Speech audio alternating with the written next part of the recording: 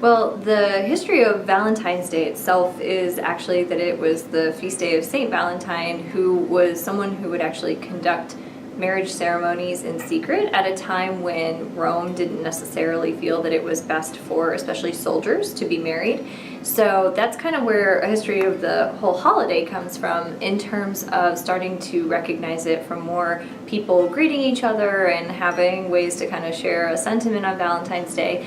That kind of got started around the 1400s, sort of the first concept of a Valentine, with mass-produced Valentines being more commonly seen in maybe the 1840s or so, with those mass-produced ones really becoming more and more popular over the years. And of course, in the 1900s, we saw printed cards actually kind of take the place of handwritten or handmade cards, with about $1 billion being spent on greeting cards annually. So I think the history of the holiday really kind of highlights that people do just like to share that sentiment, especially it's a way that we don't often always share our sentiments, maybe actually writing them down and taking the time to really be that thoughtful about it. So I think that's a way that brands can kind of get away from the Hallmark holiday, is to really think that sometimes we don't always appreciate the way we actually share our emotions and express ourselves, and take the time to really do it in a way that maybe is a little bit more meaningful to the people we care about.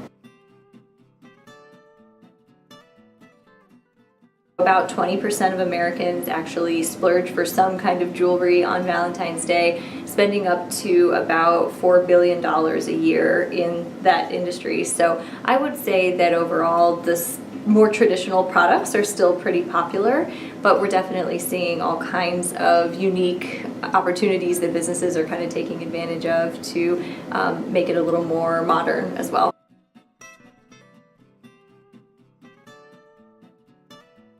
So I'm really excited to see how this works out for Dunkin' Donuts next week, actually. They are really taking advantage of all the current social media trends, and not just saying, well, we're going to post some information on our Facebook page or kind of wish people a happy Valentine's Day, but they're really actually trying to use all of the latest social media trends. So one thing is, we saw the release of iOS 10 last fall, and it really added some new cool features to iMessage, and there's all these new things that you can do with that now for consumers to really personalize their text messages, which I think is pretty neat. And Dunkin' Donuts is taking advantage of that by actually having a card builder and a sticker app. So you can actually download that app and use it within iMessage to send some pretty interactive cards within iMessage to one another. So even if people aren't always taking the time to send a handwritten card, there's ways that you can spice up the typical text message by including something that kind of has a sweet message to it, with, of course, Dunkin' Donuts having a lot of sweet products with their, donuts being their main product line. So I think that's really a cool way that they are going about it. They're also using, they're going to be doing 2 geo filters on Snapchat, and they're going to be doing a Facebook Live music performance. So I think, again, these are some newer trends that we're seeing businesses start to take advantage of, and it'll be interesting to see how all that kind of multi-channel social media presence goes for Dunkin' Donuts on Valentine's Day. Pinterest is a really cool tool. It's a unique social media platform, I would say, certainly. I don't think there's a whole lot of other ones that spark people's creativity quite the way that Pinterest does. And what's interesting about Pinterest is people, I think, use it in 2 different ways. That a lot of people will follow certain brands or bloggers or individuals to kind of stay up to date on certain brands and people that they're interested in. But I think people also use it in the way where they might go onto Pinterest to search for something in particular, even if they don't maybe regularly follow that activity, when they are looking for a gift idea or looking for something to make for somebody, or a recipe or something like that. So what you see when you log into Pinterest in your feed is a result of both of those, your past search behavior as well as who you follow.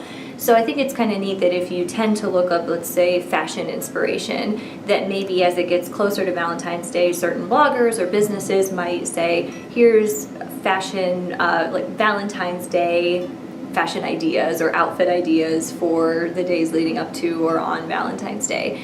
So I think that's a really neat way that businesses can kind of take advantage of just creating content that would be interesting to people, to maybe not always use it as an opportunity to lead directly to purchase, but just sometimes to kind of get their name out there and to kind of make people aware and excited about some of the ideas that they have. So I think Pinterest really does a good job of sparking people's creative juices, maybe more than any other social media site. I love Business Bobcats because I think there's a lot of energy and a lot of passion in the College of Business, and the students are really excited to be here. There's a lot of OU pride. There's a lot of pride that goes into being a Bobcat, which is really refreshing. I enjoy being on campus and just kind of seeing all the different activity through all the different seasons. And I love Ohio, so I love being here at Ohio University and just kind of interacting with all kinds of people. I think there's a lot of great colleagues and students here who are all proud to be Business Bobcats.